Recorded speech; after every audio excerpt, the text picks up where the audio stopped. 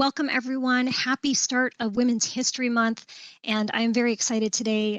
We have three phenomenal trailblazers, innovators, and entrepreneurs, Felina Hansen, Amber Hart, and Jenny Poon. And we're going to have a very pretty in-depth discussion about who they are and what they do. So if I could ask each of you, and we'll start with Felina, if you could just let us know the organization or the company that you work for and with, your title, and how you work to promote women in business through your organization. Absolutely. My name is Felina Hansen. I'm the founder of Hera Hub, a co-working space and business accelerator. We have a network of spaces across the U.S. We have 7 locations, and we have 2 formal business accelerator programs. We're a public benefit corporation and are happy to say we've served over 13,000 women in the last 12 years of the business. Amazing. Thank you. Amber, on to you, please. Absolutely. Hello, everyone. My name is Amber Hart, and I am the president of Women in Technology, as well as the co-founder and co-owner of the Pulse of GovCon. Women in Technology is a DC-based premier networking women's group that has been around for over 25 years now and support women growing in technology from the classroom all the way to the boardroom. The Pulse of GovCon is a female-founded small business in the DC area that supports federal government contractors looking to work with and grow in the federal space. And how I support women is all over the place. So we employ them, we work with them, we partner with them, and then through WIT, obviously, we help uplift them and connect them to not only job opportunities, but to mentors, as well as connect other women business owners through our interest groups. Wonderful. Thank you. And Jenny. Hello, everyone. I'm Jenny Poon. I'm the founder of a few different companies. Cahoots is a co-working space, the first co-working space in Phoenix. We have 2 locations. We serve about 1,000 entrepreneurs on a regular basis. We run incubation programming and trainings as well. So we operate as a entrepreneurship center. I also founded a civic tech software called Hub. It's HUUB. We help local municipalities deliver more resources to their local community with a heavy emphasis on underrepresented communities. And then finally, I also serve on the National Women's Business Council, where we work to provide policy recommendations for women entrepreneurship across the nation. Awesome. Thank you. All right. So we're going to delve into our questions here. So I'll go ahead and call on Felina first. So each of you work with organizations that promote women in business. Can you talk a little bit more about your organizations and how they're supporting or assisting women innovators and entrepreneurs? Absolutely. So we are kind of the front door for a lot of women who are stepping out of corporate. So we get folks almost on a daily basis that have left their corporate role either by choice or perhaps more recently we've seen more layoffs that our companies are doing, and folks are then taking that choice to use that opportunity to start their own business. That's actually how I started my first business. I worked in tech, was in a marketing role for several technology startups, and was laid off 3 times by the age of 30, as often happens in the world of technology. And so it really is, it's scary, right? When you first start out, when you're just, taking those first steps into business. So we really specialize in, our internal phrase at Hera Hub is wrapping them in a warm blanket and supporting them in those early stages of that business launch, determining what is the right business to launch, where's the market, where's their expertise, how does that come together, and then making sure they have all the resources and the steps in that process. So that very early stage entrepreneur is a big focus for us, and really where we thrive and specialize. We support members from all industries. We're proud to say that we have members, I'm sure like Jenny does in her co-working space, from all walks of life, all backgrounds, all stages of business, and all industries as well. So everything from attorneys to digital marketing experts to social entrepreneurs to nonprofit organizations.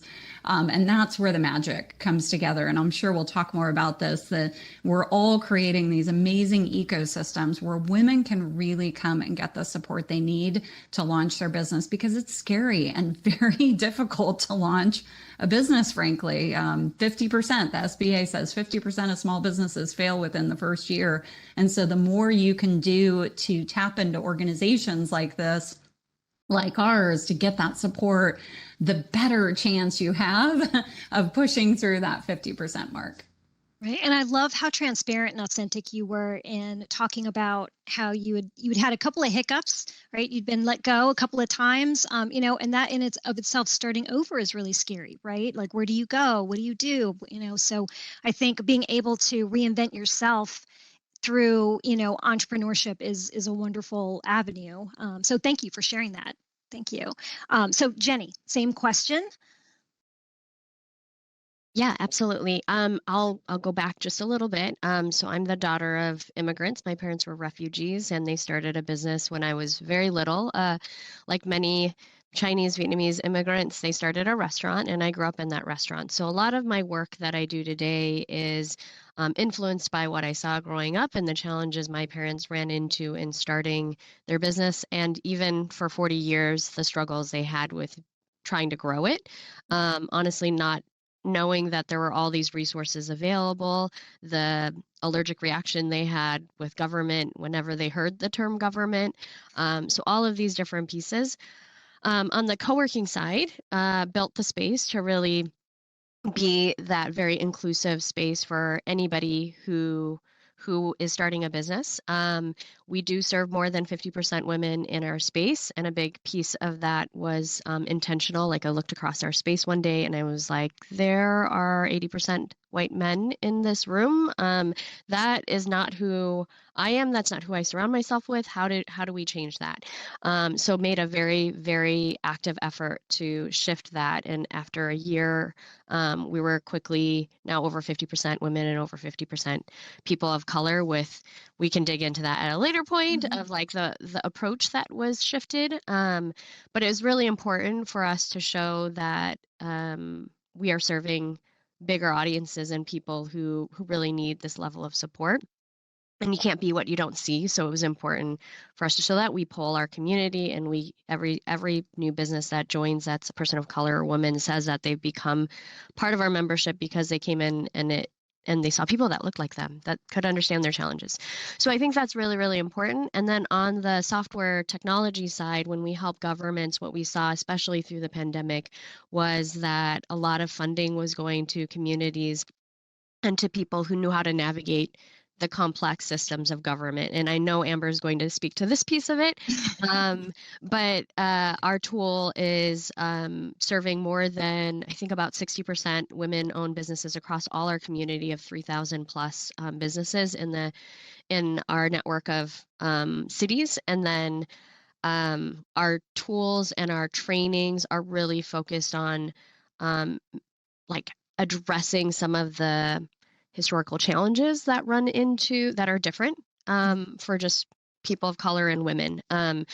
So that's a big focus. And then, lastly, for the National Women's Business Council, it's all focused on how do we top down make changes, right? Like, what are the legislations that need to be changed to remove the systemic barriers that women face in access to capital, and even beginning to enter careers in STEM and launching. So I think those three components are where I typically sit.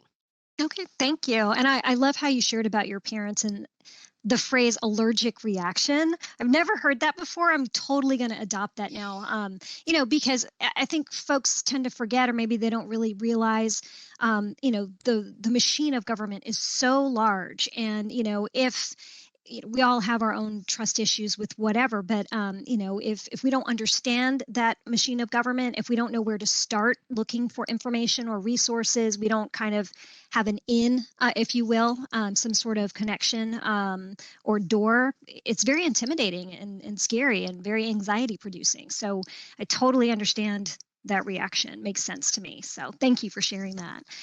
And finally, Amber, same question. Oh man.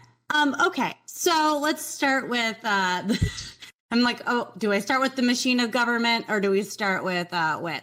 Let's start with, so it's a great segue for me. So as the co-founder, co-owner of the Pulse of GovCon, that's exactly what we do. We help people understand this massive machine of the federal government. We are definitely federal focused, experienced in state and local, but really where we make, we turn the butter there, that is in federal government. And truthfully, the reason I say co-founder because my other half, I like point to her like she's right next to me, is Lisa Shea Munt, and she is the other co-founder and co-owner of the Pulse of GovCon. We were a team of two for over 5 years, which the Pulse just hit 5 years as revenue for-profit business. So we're pretty pumped to beat that 50% failure. And we now have 2 new employees. Both are young the one that you professional sent me women in their field. Was that me? No, that was. Oh, okay. I was like, I want to make sure my mic isn't having problems again. No, you're good. And so we are a company that is for women deep, and we don't do that on purpose, but I think that's just kind of the way that Lisa and I definitely work.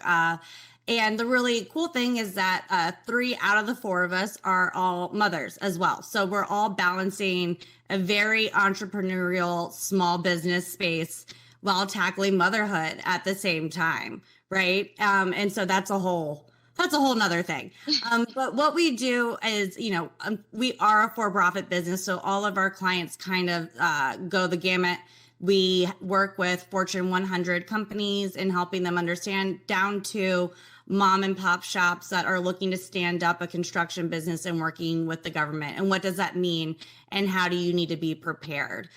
We're not for everybody. We are definitely, Lisa lovingly refers it to as baby's first GovCon. So we unfortunately don't work with a ton of new entrants in the space, but the way Lisa and I work is we give back what the community has given to us, and we are fully grassroots grown. We're completely self-funded. And so when someone reaches out to us for help, we're always here to point you in the right direction. And we founded the company to be what we wish we would have had when we started an industry. The government contracting space is a very older, paler, mailer space at times. And what we wanted to do was help more young people feel confident coming into that space and working with them. So that's a little bit about the Pulse. Women in technology is obviously very women focused, but we're not just closed off to women. We also invite our male allies as well in. But the 2 biggest groups when kind of talking about how do we help with these communities that I thought that we have is our women's business owners organization. We work to support and bring together women business owners in the area for ideas and collaboration and just kind of that fellowship that is really hard to find when you're an entrepreneur. It can get a little lonely, and making sure that that network is there for them and providing resources like that, and then pointing them to people like Jenny and Felicia on where they can go possibly to get more resources. Then we also have Girls in Technology, GIT, which is really exciting, and that really focuses on serving and supporting underserved girls in the DMV area and bringing STEM, specifically technology, programming, mentor, protege events to their areas, going virtual and in person. And we're very excited. At the end of this month, we are having a Girls in Technology program celebration where we are working with sponsors to provide transportation for parents and their kids to come to Washington, D.C. and learn and meet each other in person and really kind of get that going at an early age. So those are just a few ways that we work with women. That's amazing. Older, paler mailer. I'm totally stealing that as well. That's Well, awesome. I don't steal. Everyone uses that. I just older, paler mailer. Yeah, but I love how you mentioned, so a couple of things. The first thing was the loneliness of entrepreneurship, right? Because you're working odd hours. It's really taking up a lot of your bandwidth. So that work-life balance kind of gets a little hurt, if you will, right? It gets a little tenuous.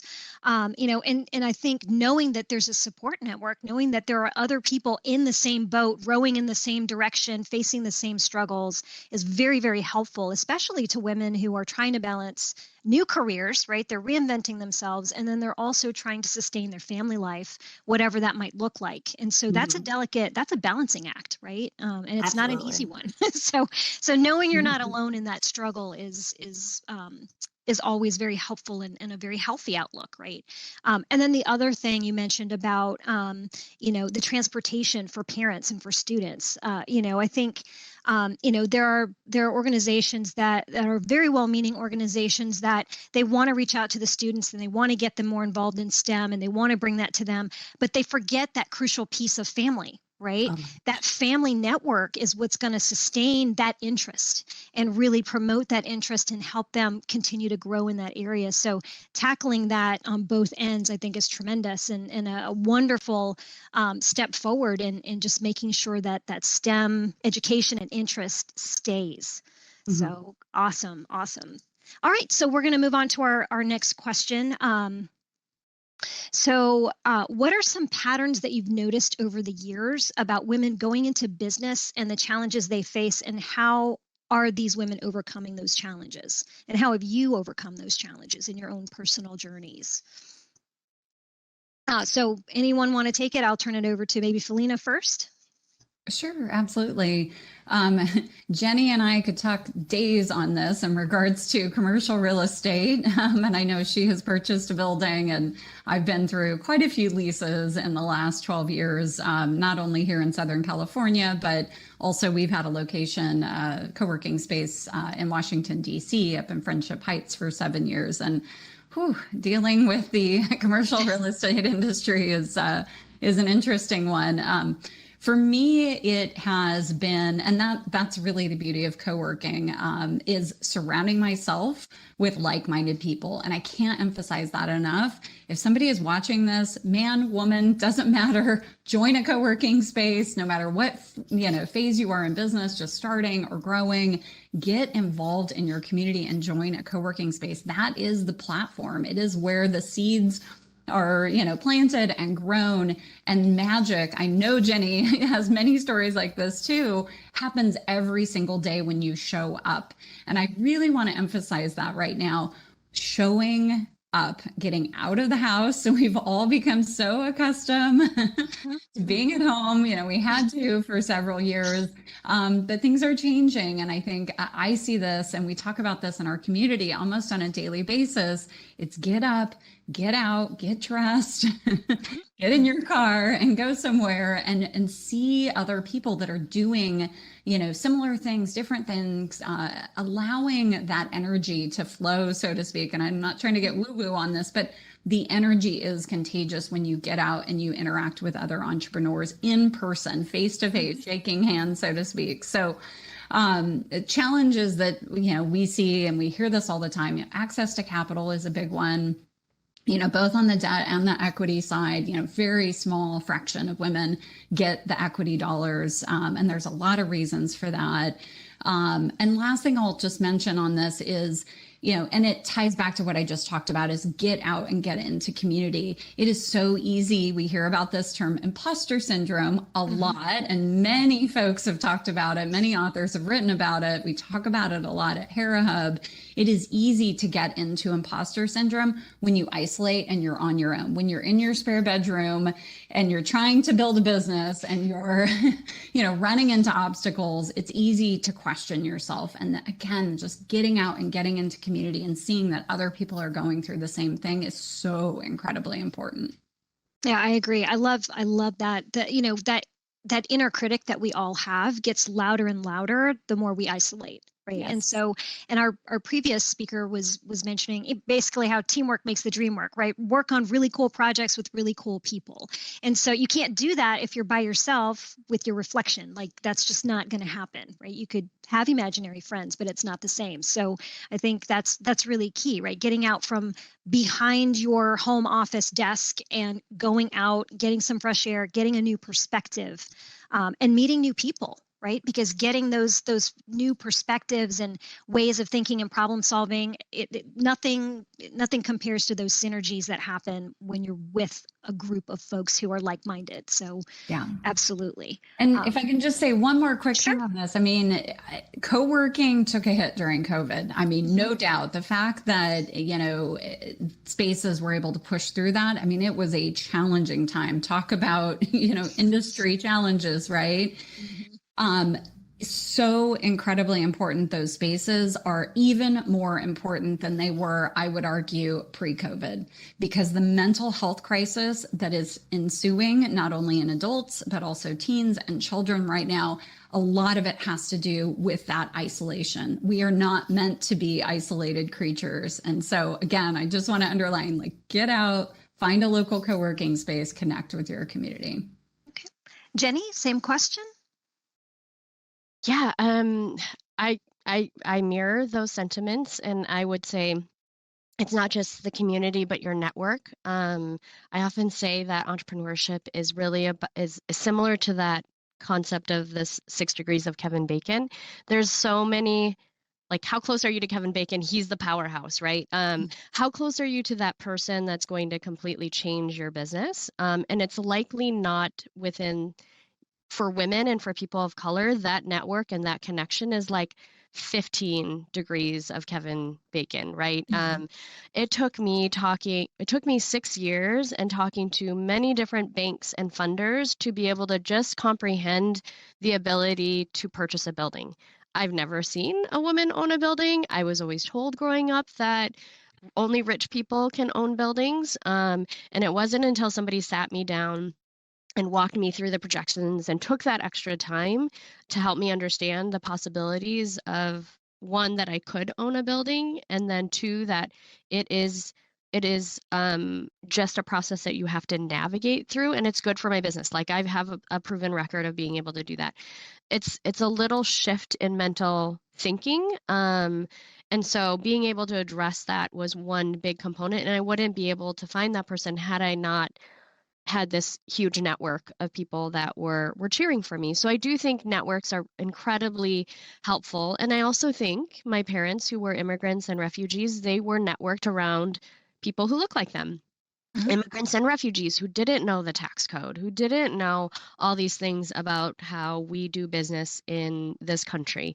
And so how do you break out of that? And co-working is one component of bridging that gap, going from 15% to 3% is my ideal. Can I be 3 people away from the people that could change me or the power structures that exist? So I think about that a lot. How do we do that? Can we do that better? Second piece that I think that really is challenging for women and being a mom of 2 kids is the childcare component and the structures we've set up where childcare is not easily accessible for a lot of people, and especially for entrepreneurs.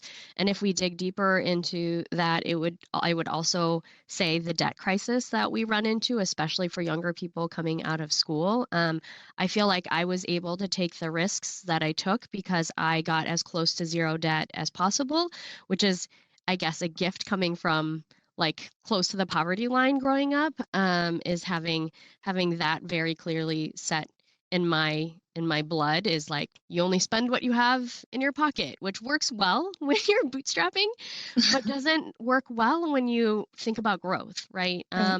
I will never have enough money in my pocket to be able to pay for a building in cash. So that I needed that shift in thinking. So I think there's some struggles there with how we are structured, and I think that's where we're working on high level, government wise, where's the role of government in helping women? But also, we need to be very vocal about where that support is needed. So I think as women entrepreneurs, as women leaders, the times are slightly changing. I think I grew into entrepreneurship at a time earlier, like 15 years ago, when it was cutthroat. And I was hearing a lot of entrepreneur women say, how do I become successful because I'm in an industry that's male dominated, and the women that are in there are kind of sabotaging each other. I feel like I don't hear that. 80% of business owners are women. We have the numbers. So we need to understand that we have the power and we can make those kinds of changes. So that's talking about a lot, but the three areas I would say is debt, care, child care, and networks. Yeah. And I agree with that observation of, the crab in a barrel mentality, right? Where one crab kind of starts climbing out of the barrel and all the other crabs pull it down, right? And there has been a shift, so women are cheerleading for each other, and they are supporting each other, and they are building each other up. And as evidenced by the three of you on this panel, right? That's your life's work. This is what you're doing, and it's tremendous.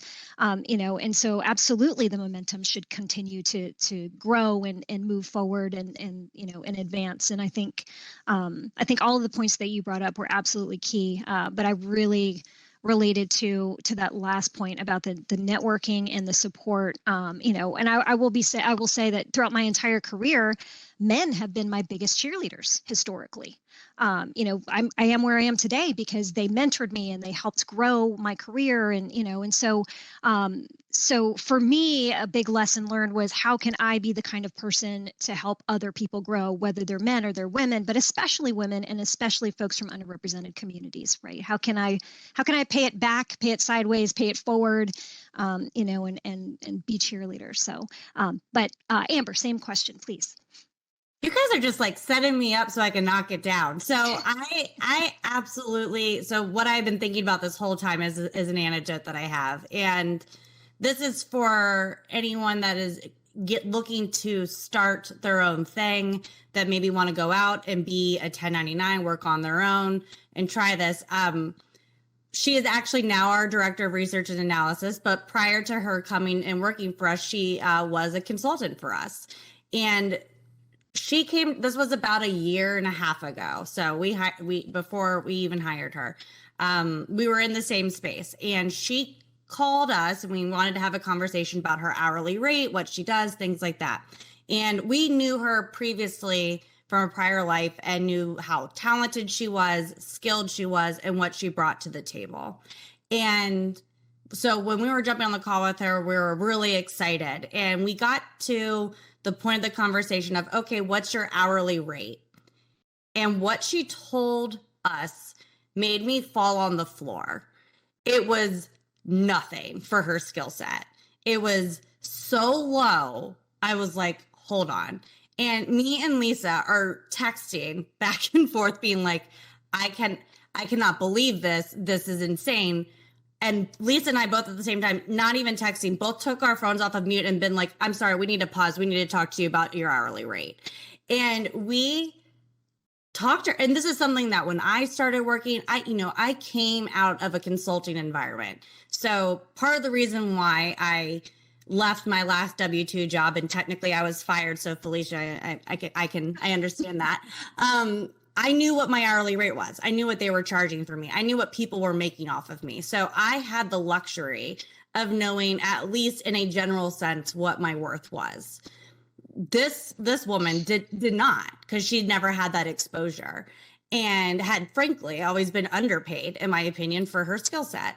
And so Lisa and I had a very long conversation with her about, here's where your value is in this market. Here's what your hourly rate should be. Here's where, and she was very uncomfortable with it. But when I walked her through it, I was like, no, here's the research. Here's what you need to be asking for. Here's what you need to be making. And people would probably look at us and think that we were crazy because like, that's going to impact what we're billing her. We could have made like 90% off of her.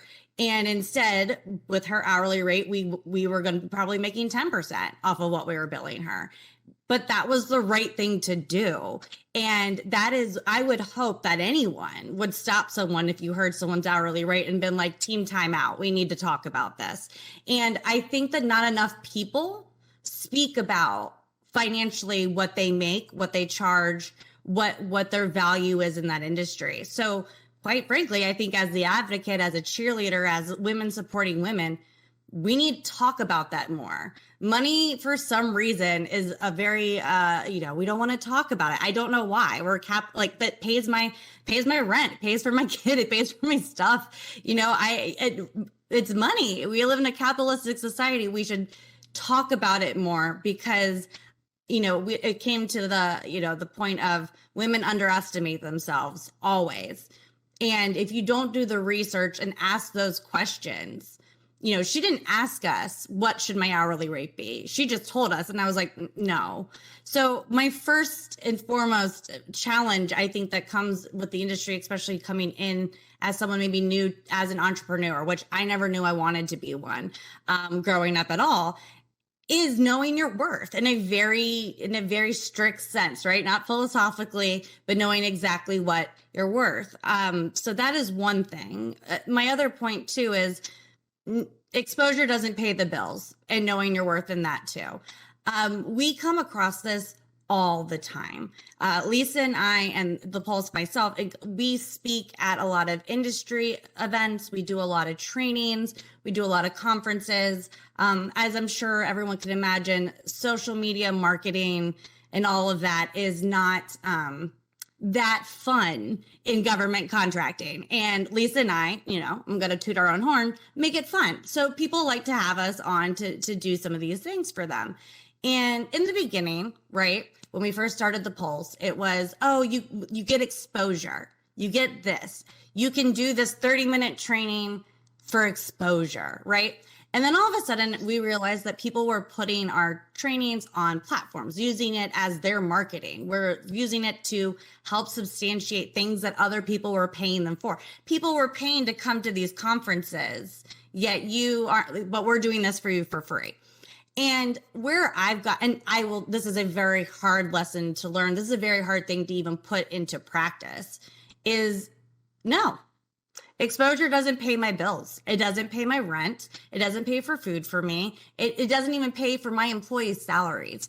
Exposure is nice to a point, but knowing when to draw the line when people are utilizing and over demanding your expertise for their own value, recognizing that, I think even as a woman and speaking out on that comes when we first did that, backlash, massive. We are ungrateful. We are, we're not a team player. We're too big for our britches now, apparently. Things like that. And no, speaking generally anecdotally, I don't think any man would have that reaction if they asked for money. It's time away from my family. It's time away from my business. It's time for me for travel and logistics. If I'm not working and billing, I'm not making money. And yet you think I need to come and train at your conference for 4 hours because why? Because of your brand?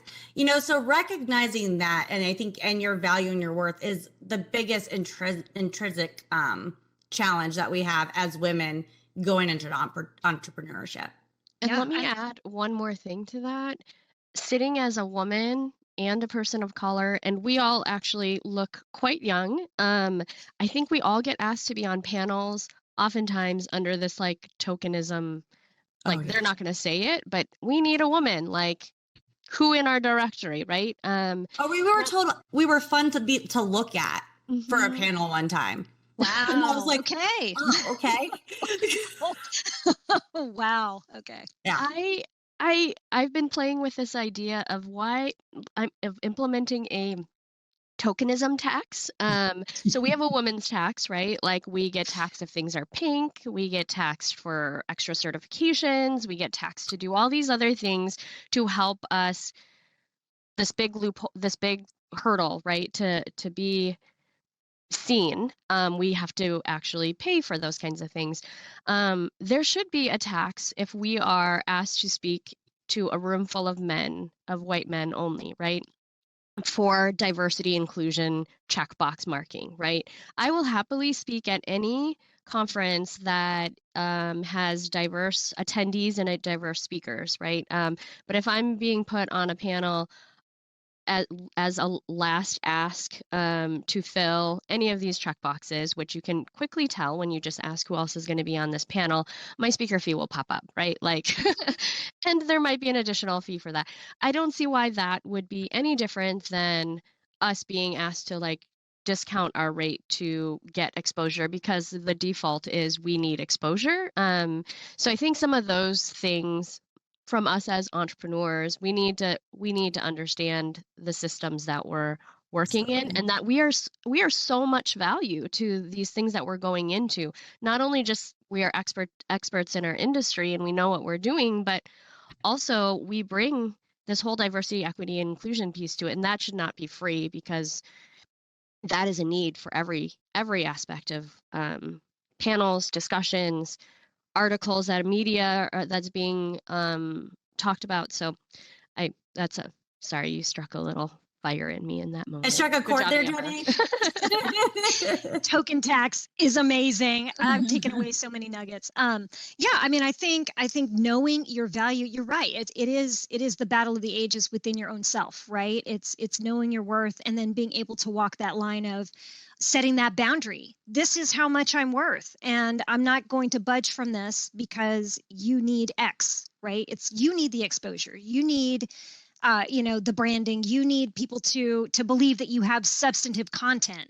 I am the substantive content, and I'm not going to downgrade my fee or my expertise or my time or my worth to help you develop substantive content. Like, you can meet me here, right? And that's hard. That's hard for any woman, right? I don't think that that's something that we're really, it's really taught to us. At least it wasn't taught to me growing up as strongly as I think it could have been, and I certainly have struggled with that, right? And then you get the imposter syndrome stuff coming in because you don't know your worth, or you struggle with that self-image a little bit. And so, it's a really tough thing to navigate, right? But once you've kind of navigated that piece, then you're rock solid, right? Then you get into Jenny territory. You're like, excuse me, mic drop. Like, my tax just went up. Sorry, So yeah, that's how it goes. The worst they can do is say no, right? And that's that. I mean, Jenny, I was going to say the same thing. That's eventually no is. People are going to say no to you all day, right? Like, in the previous speaker, right, she said failure is not a thing, it's just your journey. And that's 110% the mindset. It's just your day to day. And if women out there are like, oh, it's probably really easy for them to say all this because they're successful now. I mean, people turn against it all the time. It's risk. And the first time I was told to raise my rate because I was too busy, someone said to us, if you're that busy, your rate's not high enough. And it's 110% true. And it will come. The business will come. The right people will come. And it might take work. It might take time, but it requires patience and trust in yourself.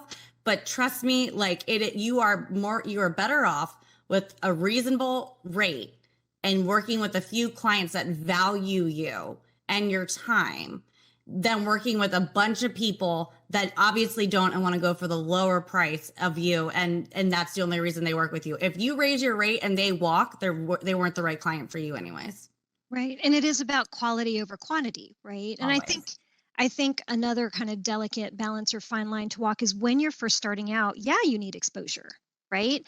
But once you start gaining some traction, then you need to start kind of changing your thinking, right? And your mindset around, do I really need this? What value are they bringing to me? Not just what value am I bringing to them? So it really is this evolutionary journey. It doesn't happen overnight, at least not definitely. that I've ever seen. I'd love to take a pill and have it happen overnight. When you're starting your business, like I like to think of it, what's your hourly rate? Everybody should have an hourly rate, and it might be smaller when you start because you don't know how to quickly create an invoice. That takes time, and you can't bill for that time from a client. There are a lot of just businessy things you have to learn that take time and cost money and you can't bill a client for, right? That learning experience part. As you get better, that becomes faster. And I would say the key point that, and re-emphasizing Amber, is when you get to that point where you're like, man, I'm so stressed. I can't sleep. I have so much work. I can't keep it done. I can't get it done. That is key signal to double your rate until people like keep pushing that rate up until people are like, okay, I'm gonna consider some other things. And that's when you know you've kind of hit your sweet spot, and stay there until you're busy again and keep ramping up. At least in the consulting side, I think that's a key moment. I want to just throw in one more quick point on this, if I may. Absolutely. I see this a lot with a lot of business owners, but in particular women. We try to do it all ourselves, especially in the beginning. And so I'm always talking about this in our community. Look at what your hourly rate is and think about all the things you did that day that was below or well below your hourly rate. And that is where you need to start to outsource and delegate and figure out that model. Don't build your own website and spend 6 months on it if you absolutely don't want to do it, hate to do it, right? Like outsource it. And I do see a difference between a lot of times men and women, gross generalization. Women will try to bootstrap and do it all on their own as opposed to engaging other experts. So consideration. Yeah, we live at a time where you can pretty much automate everything. Chat GPT everything, please. So you couldn't say that 10 years ago, I think, but I think now there's so much that you can streamline. There's tools for literally everything. Agree. All right, so this is kind of a part 2 of this same question. What are the different entrepreneurial challenges experienced by underrepresented communities that you serve and engage? And we'll start with Felina. Yeah, I would say, there's so many, but that access to capital piece, because, a lot of folks are not in the rooms where those conversations are happening. There's more that's being done, luckily, year by year to engage diverse funders as well. The more diversity you have on the check writing side of the table, the more diversity you're going to get on the funding side of the table. So lots of great organizations and networks on that funding side of things that are continuing to emerge, but that is truly one of the biggest challenges. And on the debt side of things, similarly, just as Jenny said, understanding how to access that capital and being in those rooms to be able to understand, how do I buy a building? How do I get a loan for my business? And at what stage of my business is right for that? Jenny? I would agree to the access to capital. That only really applies to businesses that are ready for growth. And I would say I think everybody likes to focus on the access to capital and the resources around how do they apply for grants? How do we make that process, or grants or loans or whatever, how do we make that process easier? And I think there's a step before that that's really important, especially for underrepresented communities, as I mentioned earlier, that like mindset piece of unpackaging the experiences that they've had, and being able to address that trauma isn't exactly the right word, but that background that they've grown up in, right?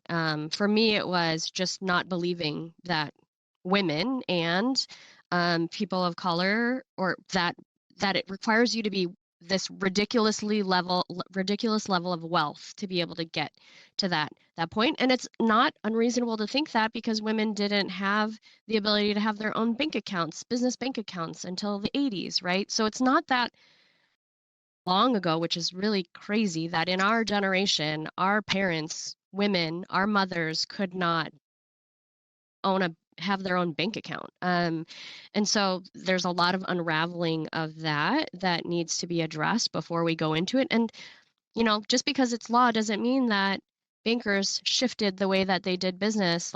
And you see that when you think about the details of how a banker goes into the loan process, right? They basically assign a level of risk to you, and that is a judgment call. And so do you look risky by first glance? How do you shift that? That is a big challenge in that component. I agree, but I also think it's it's helping them see what the vision could be, right? Like if somebody had sat down and told me, when you own a building, here's what your margins will look like compared to what they were before. And this is the example I give is before we were paying $8,000 a month for rent in a 5,000 square foot building. By purchasing a building, let's talk about numbers, right? Let's be completely open. We bought this building and we pay about $8,000 a month for 3 times the size of the building, right? So now we have this huge opportunity for margins that we didn't have before. Yes, that comes with, now we're essentially a landlord. We have facility issues that we need to deal with. But look at those margins, which now, like, the next step to that was, okay, now I'm sitting here thinking, how do I pay off this multiple $1 million loan, right? And I'm sitting here going, okay, if I save every year and I put all this money in a savings account and then I pay this stuff off, this is literally what's going through my head. And then the bankers go, no, that's not how they do it. You use this asset that you have that you're paying down to buy another building, and you do this again.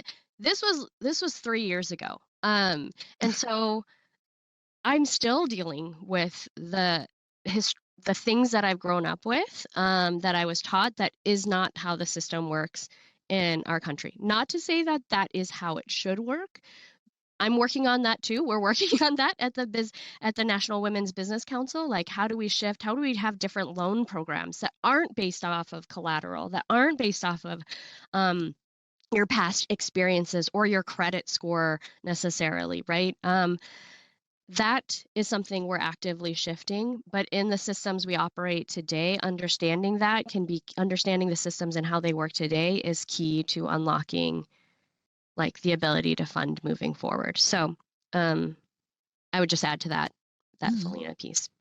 And I would agree with you. I mean, I don't think trauma is the right word, but I think maybe lived experience. Everybody has their own unique lived experiences, right? As well as earned experiences through, school or whatever the case might be. But those lived experiences really do color our perspectives, and whether or not, and that's the voice in our head, whether we like it or not, right? So yes, I can do this. Yes, I can't. No, I can't do this. I'm good at math. I'm not good at math. Like, it's, and that can, it can either help you or hinder you very often in taking that next step, right? In starting a business and doing some research just to start a business. So, and then you bring in all the fear and the anxiety and the stress that comes with the unknown, right? And it's a little bit of a recipe for, it could be a recipe for disaster, or it could be a recipe for success, right? You don't know. So I think those lived experiences, I don't think they could be overstated enough, right? Because they really do color how we look at the world. But Amber. Yeah, so I'm going to turn this a little bit on its head and talk about how I feel like there are actually some programs in the federal space, the space I work in, right? That gets taken, that is meant for underutilized or underserved communities, that is completely taken advantage by privileged communities. And also, if you hear any tiny squelching or yelping in the background, my daughter is eating lunch very, very late. So apologies for that. This is what you get when you work from home, right? So in the federal space, and it's not just federal, but SBA has socioeconomic designations made for certain communities. And I'm going to specifically talk about the Woman-Owned Small Business Program, and I'm going to talk about the 8A program as well. And then I'll most likely touch on the Hub Zone program as well. And I'm going to just briefly talk about how they're taking advantage of. And if anyone has any questions or wants to argue this with me, happy to do it. Feel free to reach out to me. The Woman-Owned Small Business Program is meant to support, obviously, women that own small businesses within the federal community. And there are supposed to be money and programs and type of missions set aside through each federal agency designated for those types of companies. And there's 2 problems that I see happen a lot with this. One, if you look at any of them, the percentages are way too low for all of these businesses. It's a joke, if I'm just going to put it bluntly. And that's for almost every set aside designation. But for the women-owned businesses, the issue that pops up is when the government is assessing the percentages that are used for these socioeconomic programs, it is based off of dollar value. It is not based off of the number of organizations that are being supported through that program. It is not based off of the actions, requirements, mission, the dollar value. So to put it kind of in plain speak for those that are having an issue maybe following, say that your threshold for this program was $100. And say you are, I'm just going to use Department of Commerce, right? Since this is a USPTO event. And you have to spend $100 on women-owned small businesses. You could go ahead and find one woman-owned small business. I'm going to put that in quotes. I'm going to talk about why I'm doing that in a minute. And you could give them $99.9. You have now met 100% of your women-owned small business goals. And that is, in essence, the problem. Because women, and this is, again, pretty much against all socioeconomic designations. So I'm speaking generally. The problem is that you can't grow as a business if you are completely pigeonholed into a certain type of requirement. So let's use help desk services. Say you're a woman-owned small business that's in IT and you want to get into modernization efforts, but all that's ever set aside for you or that you have access to is help desk efforts, right? Because using those socioeconomic designations makes it easier for you to go out and compete against work for a myriad of reasons that we won't go into.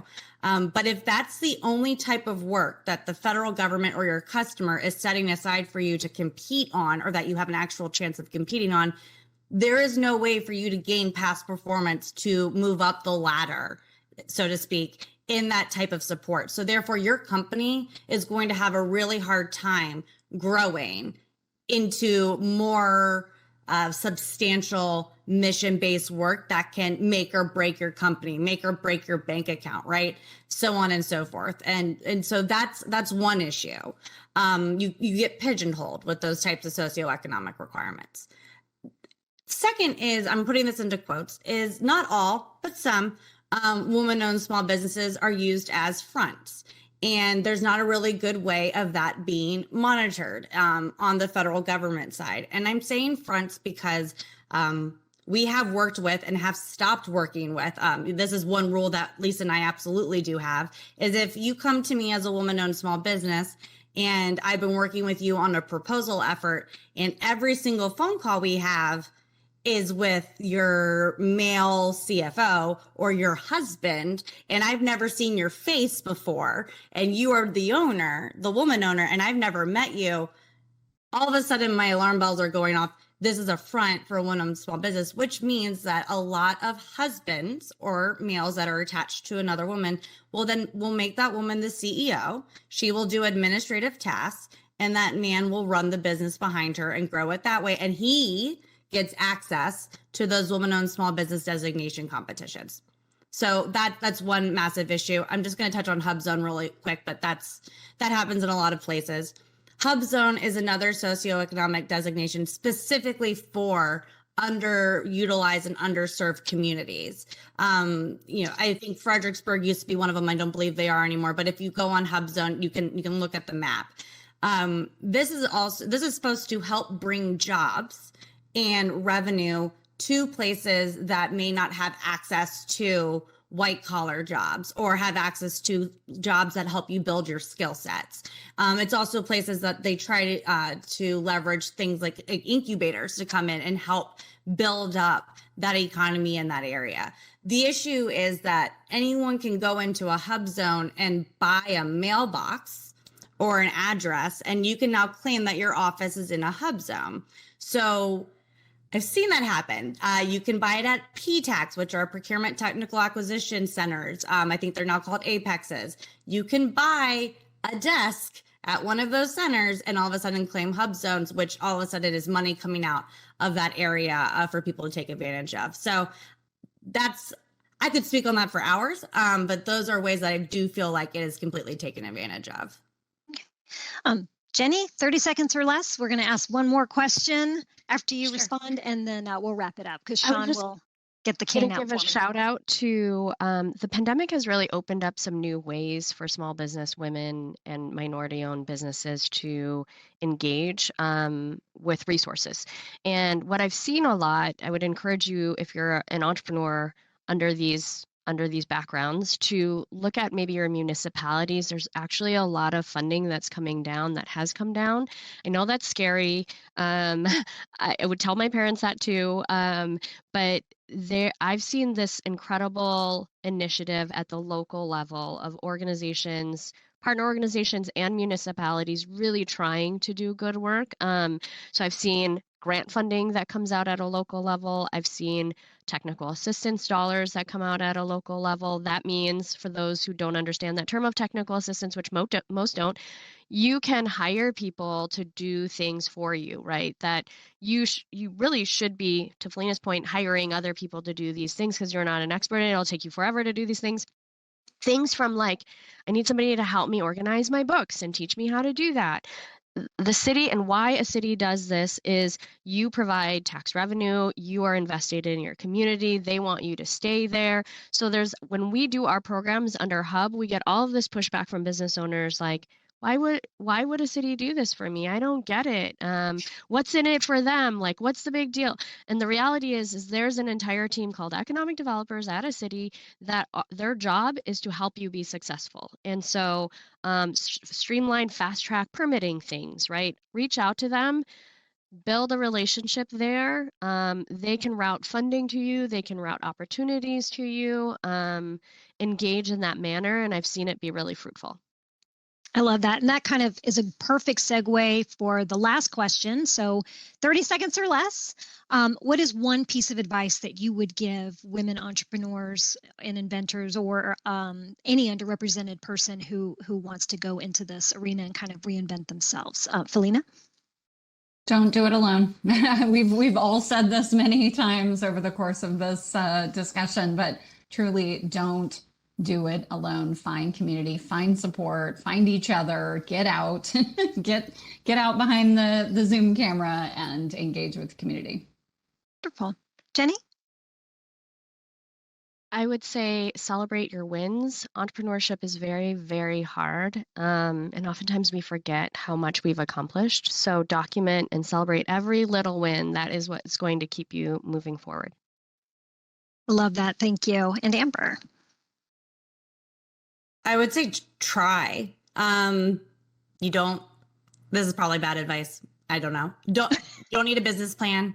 You don't need venture capital. You don't need, to have gone and gotten your MBA. I don't have any of those.